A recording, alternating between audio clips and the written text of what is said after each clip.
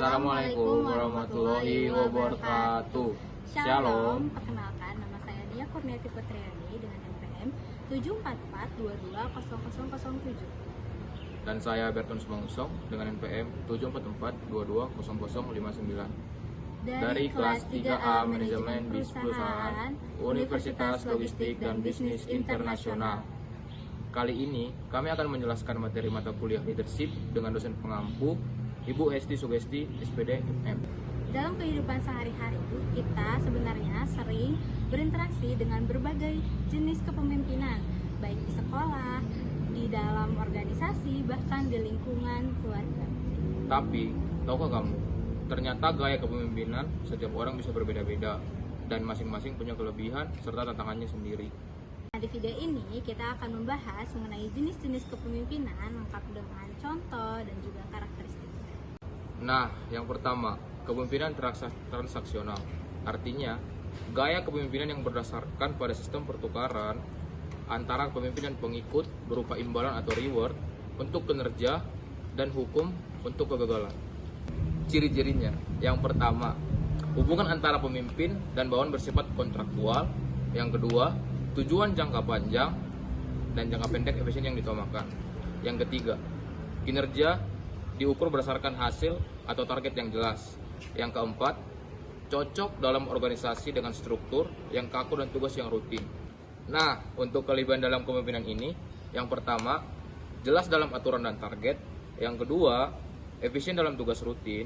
Yang ketiga, memberi penghargaan atas hasil. Nah, untuk kelemahan dalam kepemimpinan ini, untuk yang pertama, kurang mendorong kreativitas. Untuk yang kedua, tidak cocok untuk perubahan jangka panjang. Dan yang ketiga, hubungan cenderung kaku dan formal. Nah, untuk contoh dalam kepemimpinan ini, seorang manajer menjanjikan bonus jika target penjualan tercapai dan memberi teguran jika target tidak terpenuhi. Yang kedua, ada kepemimpinan karismatik. Artinya, pemimpin memiliki pesona, daya tarik, dan kepercayaan diri sehingga orang dapat terinspirasi dan mengikuti secara sukarela dengan kekagumannya dan keyakinan pada sosok pemimpin tersebut.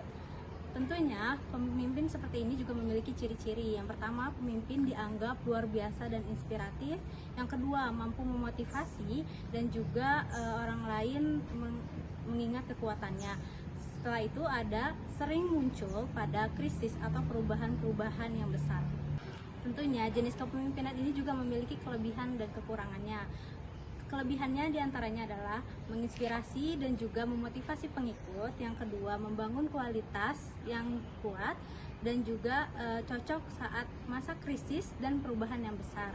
Selain itu, kelemahannya adalah terlalu bergantung pada pemimpin saat ini, bisa beresiko jika pemimpin kehilangan arah dan juga kurang sistematis dan manajemen yang lemah. Contoh, sosok yang memiliki jenis kepemimpinan seperti ini adalah Soekarno dan juga Nelson Mandela yang menggerakkan massa melalui pidato dan kepribadiannya yang kuat. Nah, untuk yang ketiga, kepemimpinan servan. Ialah pemimpin yang berfokus pada melayani kebutuhan dan pertumbuhan anggota tim terlebih dahulu, bukan mengejar kekuasaan atau kepentingan pribadi. Nah, untuk ciri-cirinya, yang pertama, mengutamakan empati, perhatian dan dukungan kepada tim. Yang kedua, membangun lingkungan kerja yang sehat dan suportif. Yang ketiga, fokus pada pengembangan orang lain bukan hanya hasil. Yang keempat, cocok untuk membangun tim yang solid dan harmonis. Untuk kelebihannya, yang pertama, meningkatkan kepercayaan dan kebosan tim. Yang kedua, fokus pada pengembangan individu. Yang ketiga, menciptakan lingkungan kerja yang sehat. Nah, untuk kelemahannya, satu, kurang efektif dalam situasi yang mendesak. Untuk yang kedua, bisa dianggap lemah jika tidak tegas. Dan untuk yang ketiga, proses pengambilan keputusan bisa lebih lambat. Nah, untuk contohnya, pemimpin yang bertanya, apa yang bisa saya bantu agar kamu lebih berkembang? Nah, itu dia penjelasan mengenai jenis-jenis kepemimpinan mulai dari transaksional, karismatik, dan juga servan. Setiap gaya kepemimpinan punya keunikan dan situasi yang cocok untuk diterapkan.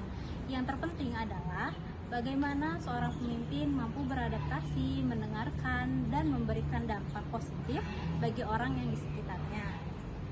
Jadi, setelah menonton video ini, kamu termasuk tipe kepemimpinan yang mana nih? Terima kasih sudah menyimak sampai akhir. Semoga bermanfaat dan sampai jumpa.